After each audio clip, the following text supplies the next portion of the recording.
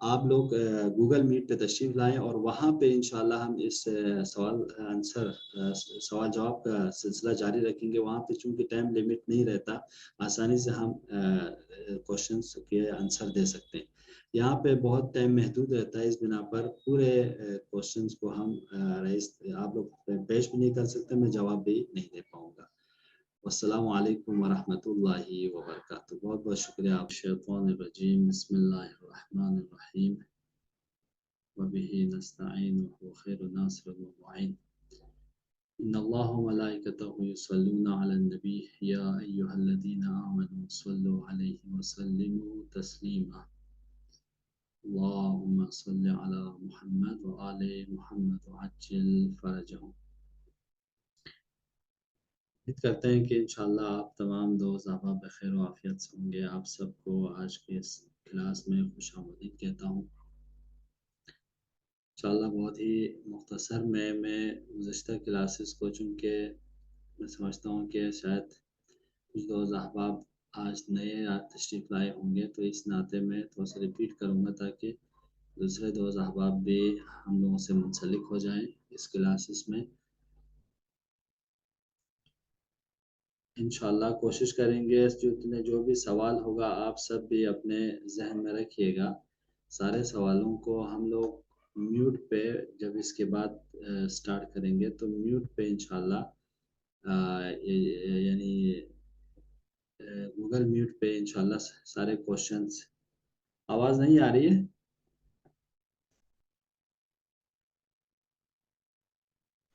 آ رہی جو آواز آ رہی. ناصر صاحب شاید آپ کے یہاں کچھ پرابلم ہو تو آپ چیک کر لیجئے. مجھے بھی آواز آ رہی ہے سب کی.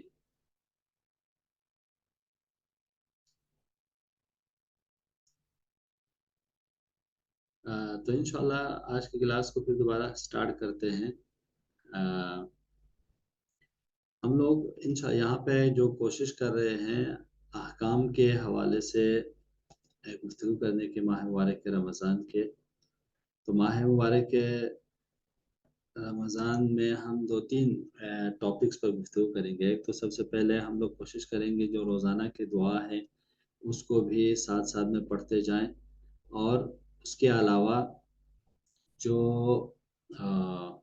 احکام ہیں اس پہ بھی روشنی ڈالیں، اور ساتھ ساتھ میں اعتقاد کے موضوع پر بھی مختصر سی گفتگو کریں. تو آج کے اس میں کل کے اس دعا میں ہم اور آپ نے جو پڑھا تھا اس کو میں مختصر یہاں پہ دوبارہ ذکر کروں گا. اس میں ہم نے پڑھا تھا کہ اللہم اجعل صیامی فیہ صیام الصائمین، کہ پروردگار ہمارے روزے کو آج کے اس دن میں ایسے روزے جس طرح تیرے روزے دار روزہ رکھتے ہیں ان کے روزوں کی طرح میرے روزے کو بھی قرار دینا. وقیام فیہ قیام القائمین، پروردگار میری عبادتوں کو میں جو قیام کروں گا، اس میں جو نیک کام کرنے کے لیے قیام کروں گا، پروردگار آج کے دن میری عبادتوں کو تیرے نیک بندوں کی عبادت جو کرتے ہیں ان کی عبادتوں کی طرح میری عبادت کو بھی قرار دینا. وَنَبِّهْنِ فِيهِ عَنْ نَوْمَةِ الْغَافِلِينَ، پروردگار مجھے بیدار کرنا کہ میں غافلوں کی طرح سوتا نہ رہوں. غافلوں کی طرح سوتے رہنے سے مجھے بیدار کرنا میرے مالک. وَحَبْ لِي جُرْمِ فِيهِ يَا إِلَٰهَ الْعَالَمِينَ، اور میرے جرم کو، میرے خطاؤں کو، میرے گناہوں کو معاف فرما اے اس کائنات کے خدا، اس کائنات، اس پوری کائنات کے مالک خدا. وَاعْفُ عَنِّي يَا عَافِيًا عَنِ الْمُجْرِمِينَ، اور مجھے معاف فرما جس طرح کہ تو مجرمین کو معاف کرتا ہے. تو یہ دعا ہے. اس دعا میں ہم اور آپ اگر توجہ کرتے ہیں تو اس میں 2-3 پوائنٹ ہیں. ایک تو یہ کہ ہم اور آپ اپنے روزے کو ایسے روزے رکھنے والوں کی طرح قرار دیں جو خدا کے یہاں قابل قبول ہے. صرف بھوک اور پیاس میں نہ رہیں، بلکہ جو روزہ رکھنے کا حق ہے، جو روزہ رکھنے کے لیے خداوند عالم نے ہم اور آپ سے کہا گیا کہ ہمارے بھوک اور پیاس کے ساتھ ساتھ تمام اعضاء و جوارح کی بھی روزے ہوں. ایسا نہ ہو کہ ہم اور آپ صرف بھوکے اور پیاسے رہیں، کیونکہ مولا علی فرماتے ہیں بہت سے ایسے لوگ ہیں جو بھوکے اور پیاسے تو رہتے ہیں لیکن ان کے اعضاء و جوارح، ان کے آنکھیں، ان کے کان، ان کے باقی اعضاء و جوارح روزے نہیں رکھتے. تو ہم اور آپ کو خیال رکھنا چاہیے جب روزہ رکھیں تو ایسا ہو کہ ہمارے تمام اعضاء و جوارح، ہمارے دل، ہمارے سوچ، ہمارے فکر، ہمارے عزم و ارادے سب روزے کی حالت میں ہو، سب ایک خاص اسپرٹ میں ہو جو واقعاً روزہ رکھنے والوں کی ہے۔ اور اس کے بعد ایک چیز جو ہے وقیام فیہ قیام القائمین، کہ میری عبادتیں بھی ایسی ہوں جیسے تیرے نیک بندوں کے عبادتیں ہوتی ہیں ویسے ہماری عبادتیں ہیں۔ لیکن تیسری پوائنٹ جو اس میں ہے وہ نبہنی فیہ عن نومۃ الغافلین، کہ مجھے بیدار کر کے میں غافلوں کی طرح آج کے اس دن میں سوتا نہ رہوں، اور میرے جرم کو معاف فرما، مجھے عفو فرما پروردگار، اس لیے کہ تو ہی مجرموں کو عفو اور بخشش کرنے والا ہے۔ تو اس دعا میں ہم اور آپ ان پوائنٹس کو پڑھنے کی کوشش کرتے ہیں۔ تو کون بھائی یہ اس پیج کو خراب کر رہے ہیں مجھے نہیں پتا۔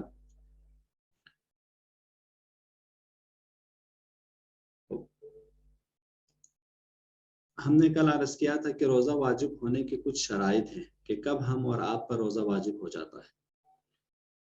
اس میں سب سے پہلی شرط یہ ہے کہ انسان عقل رکھتا ہو، یعنی اس کا مطلب پاگل انسان پر روزہ واجب نہیں ہے، یا جو انسان مجنون ہے اس پر روزہ واجب نہیں ہے۔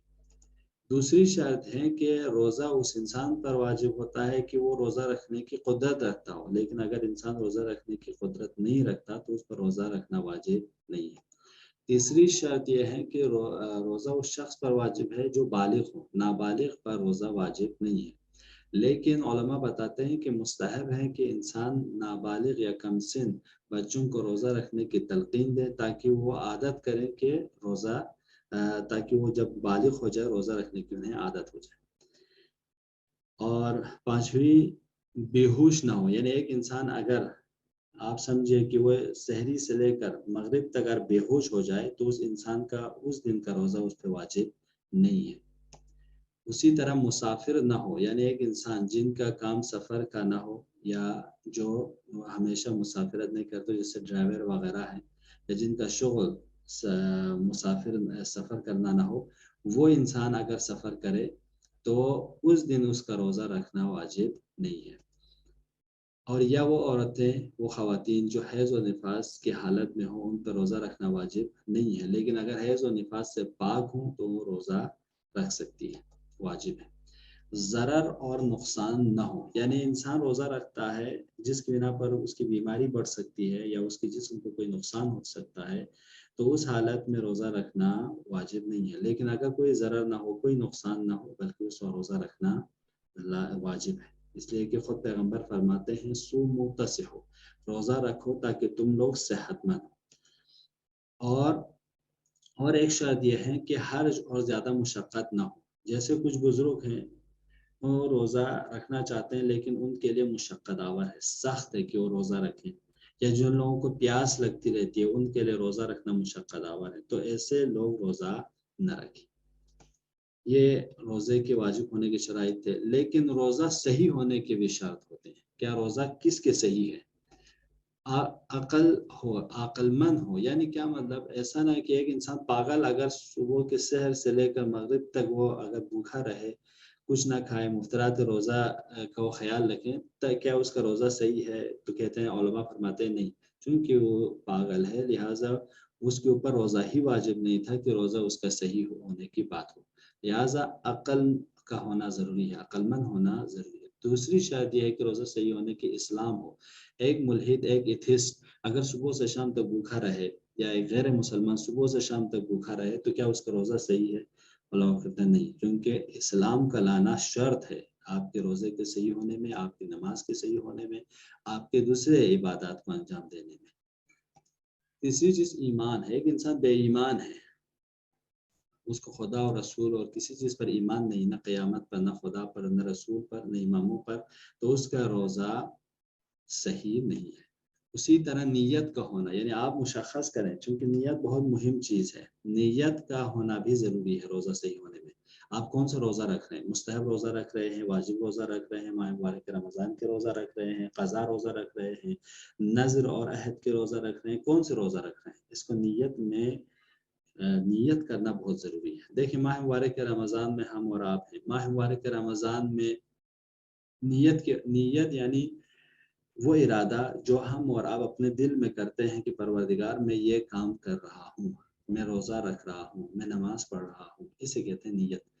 اب ماہ مبارک رمضان میں علماء بتاتے ہیں کہ مستحب ہے کہ انسان پہلے ہی دن پورے ماہ مبارک رمضان کے روزے کی نیت کرے کہ میں ماہ مبارک رمضان کے سارے روزے رکھوں گا، یہ مستحب ہے۔ دوسری چیز ہے کہ وہ ہر رات یہ ارادہ کریں، نیت کریں کہ میں کل کے روزہ رکھوں گا، یہ بھی مستحب ہے۔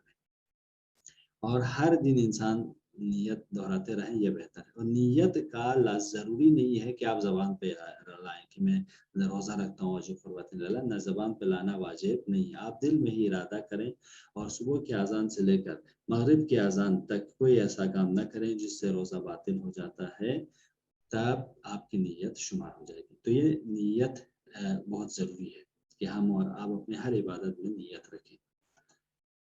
اور ایک شرط یہ ہے کہ روزہ صحیح ہونے کے مسافر نہ ہو، یعنی جو انسان سفر کر رہا ہے، جس کا کام سفر کا نہیں ہے، تو وہ انسان اگر سفر کر رہا ہے تو سفر میں روزہ رکھ رہا ہے تو روزہ اس کا صحیح نہیں ہے، یا سفر کر رہا ہے لیکن کسی معصیت کے لیے، گناہ کے لیے، قتل کرنے کے لیے، فساد کرنے کے لیے، تو اس کا روزہ صحیح نہیں ہے۔ اسی طرح عورت اگر روزہ صحیح ہونے کی شرط ہے کہ وہ حیض و نفاس سے پاک ہو، حیض و نفاس کی حالت میں روزہ رکھنا صحیح نہیں ہے۔ اسی طرح واجب روزہ اس کے گردن پر نہ ہو مستحب روزہ رکھنے کے لیے، ایک مسئلہ ہے، آپ واجب روزہ آپ کے گردن پہ ہیں لیکن آپ مستحب روزہ رکھنا چاہ رہے ہیں، تو علماء کہتے ہیں کہ یہ روزہ صحیح نہیں ہے، جب تک آپ کے گردن پہ واجب روزے ہیں تب مستحب روزہ نہیں رکھ سکتے۔ اور ایک شرط ہے کہ بے ہوش نہ ہو اور ضرر نہ ہو، یعنی آپ کے لیے ایک تو آپ بے ہوش نہ ہو جائیں کہ آپ انسان روزے سحری کا لیا اور اس کے بعد وہ بے ہوش ہو گیا مغرب تک، کیا اس کا روزہ صحیح ہے کہ نہیں؟ روزہ صحیح نہیں۔ اسی طرح اس انسان کے لیے روزہ رکھنا ضرر ہو، نقصان دہ ہو، تب وہ روزہ رکھے تو اس کا روزہ رکھنا صحیح نہیں ہے۔ یہ روزے کے صحیح ہونے کے شرائط تھے جو کل بھی عرض ہو چکے ہیں، آج سے صحیح ان جوانوں کے لیے عرض کر رہے ہیں جو کل نہیں تھے۔ اسی طرح ہم نے کل بھی عرض کیا تھا کہ مہینے کی پہلی تاریخ کو ثابت کرنے کے کچھ راستے ہیں۔ پہلے تو کہ خود انسان چاند کو دیکھیں، آپ اپنے آنکھوں سے آپ کو چاند نظر آ جائے تو اس دن پہلے دن شمار ہوگا اس مہینے کا، یا دو عادل مرد گواہ دیں کہ چاند نظر آ گیا ہے۔ تیسرے کہ خود حاکم شرع ہمارے مجتہدین ہم اور آپ کو بتائیں کہ آج پہلی تاریخ ہے۔ اور چوتھی چیز جو ہے کہ جو پچھلے مہینہ ہے اس کے 30 دن مکمل ہو چکے ہوں، 30 days اگر کامل ہو چکے ہوں تو یہ پہلا دن شمار ہوگا اس مہینے کا۔ یا وہ طریقہ جو آپ کو یقین کا سبب بنے، مثلا کچھ لوگ کہیں کہ ہمیں چاند نظر آ گئے اور آپ کو یقین ہو جائے، تو وہ پہلے دن، مہینے کے پہلے دن کے ثابت ہونے میں سے سبب بنے گا۔ تو یہ وہ مہینہ تھا۔ لیکن کل ہم اور آپ نے ساتھ ساتھ میں عقائد کے حوالے سے بھی ایک دو گفتگو کی تھی۔ دیکھیے یہ تو احکام ہیں جو ہم اور آپ سیکھتے ہیں، اور ایک چیز جو ہے ہم اور آپ کے لازم ہے وہ ہمارے عقیدے ہیں۔ عقیدے یعنی ہماری آئیڈیالوجی۔ میں نے اس میں ایک سرسری پوائنٹس آپ لوگوں کے لیے رکھا تھا، وہ یہ کہ اگر ہم اور آپ، کچھ لوگ اور آئے ہیں تو میں ان کو اجازت دے دوں کہ شامل ہو جائیں۔ تو عقائد میں ہم اور آپ، اگر آپ اسلام کی تعلیمات سیکھنا چاہتے ہیں، کلی طور پر ایک کامن آپ اسلام کو سیکھنا چاہتے ہیں، تو کیا ہیں، کون سے سبجیکٹ ہیں جس کی بنا پر آپ اسلام کو سمجھ سکتے ہیں، اسلام کی تعلیمات کو سیکھ سکتے ہیں؟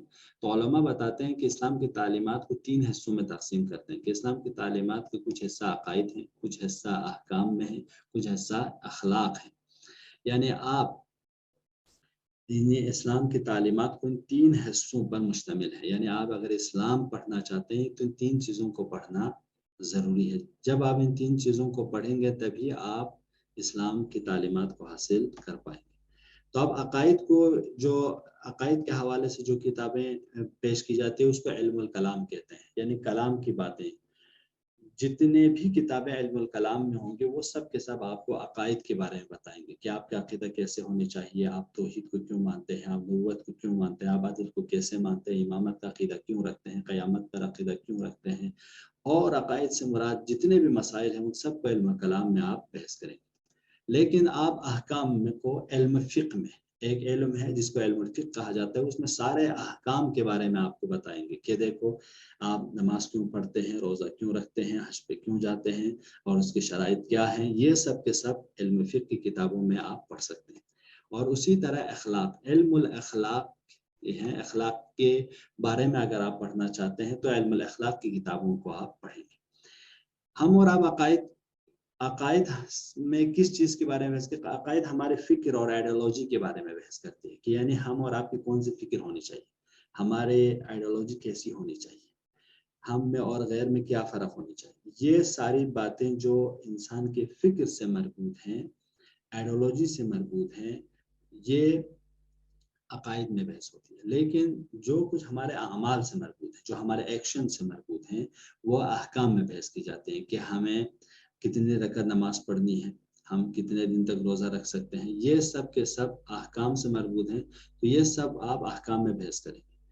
اور اخلاق میں ہم اور آپ ہمارے رفتار کی، کیا ہم اور آپ کو کس طرح کرنا چاہیے، کیسے کرنا چاہیے، یہ اخلاق، یہ رفتار ہماری، یعنی جو فکر ہم اور آپ رکھ رہے ہیں، جو اعمال ہم انجام دینا چاہتے ہیں، اس کو بہترین کوالٹی کے ساتھ بہترین انداز میں پیش کرنے کو کہتے ہیں اخلاق۔ اب آپ آئیے، میں ایک مثال آپ کو دوں گا۔ یہ بلڈنگ ہے، اس بلڈنگ میں 3 چیزیں بہت مہم ہیں۔ پہلی، بنیاد۔ اگر اس بلڈنگ کی بنیاد محکم نہ ہو تو یہ بلڈنگ صحیح سے کھڑی نہیں ہو سکتی۔ اس کے بعد اس بلڈنگ کو محکم کرنے کے لیے بنیاد جب محکم ہوگا تو دیواریں بھی اس کی محکم ہوگی۔ اسی طرح جب پھر یہ گھر سجے گا کب، جب اس گھر کو رنگ کر کے کلر کر کے سجا دیا جائے گا، تب جا کر یہ گھر سجے گا۔ اسی طرح ہمارے اور آپ کے عقیدہ بھی ہے، ہمارے عقیدہ اور آئیڈیالوجی اگر محکم ہو، یہ بنیاد ہے۔ اسی آئیڈیالوجی کے مطابق، اسی عقیدے کے مطابق ہمارے اور آپ کے احکام بنیں گے، یعنی ہم اور آپ رفتار اعمال ویسے انجام دیں گے جو ہمارے آئیڈیالوجی ہوگی۔ میں نے ایک مسلمان شراب کیوں نہیں پیتا؟ چونکہ اس کی فکر شراب پینے کو منع کرتی ہے۔ ایک مسلمان جھوٹ کیوں نہیں بولتا؟ چونکہ جھوٹ بولنا کیا ہے؟ اخلاقی ہے نا، گناہ ہے، لیکن چونکہ اس کی فکر کہتی ہے کہ آپ تو مسلمان ہو تو جھوٹ نہیں بول سکتے۔ یہ ضروری ہے۔ یہ کل کے درس کا خلاصہ تھا جو میں نے آپ کی خدمت میں عرض کیا۔ آج سوال جواب کا سلسلہ جاری رکھیں گے، وہاں پہ چونکہ ٹائم لیمٹ نہیں رہتا، آسانی سے ہم کوشچنس کے آنسر دے سکتے ہیں۔ یہاں پہ بہت ٹائم محدود رہتا ہے، اس بنا پر پورے کوشچنس کو ہم آپ لوگ پیش بھی نہیں کر سکتے، میں جواب بھی نہیں دے پاؤں گا۔ والسلام علیکم ورحمۃ اللہ وبرکاتہ۔ بہت بہت شکریہ آپ لوگوں کا۔ انشاءاللہ گوگل میٹ پہ آپ لوگوں کا منتظر ہے۔